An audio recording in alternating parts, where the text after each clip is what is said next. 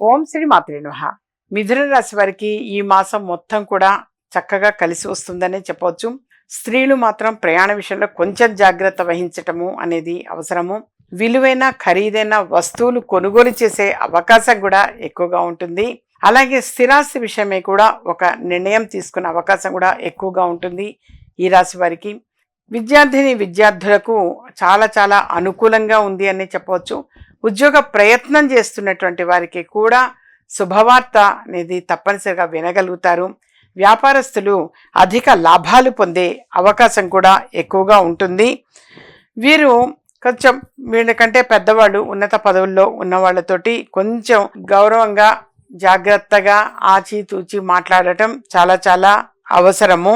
అలాగే శ్రమతో కూడినటువంటి చక్కని ఫలితము అనేది కూడా పొందగలుగుతారు.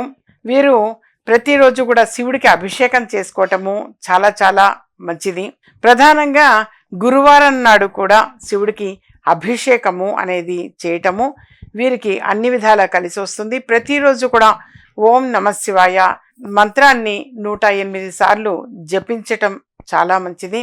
అలాగే కాలభైరవాష్టకము, రుద్ర కవచము ఈ రెండిటిని కూడా వీరు ప్రతిరోజు చదవడం వలన వీరికి ఆశించిన ఫలితాలు పొందే అవకాశం ఎక్కువ ఉంటుంది.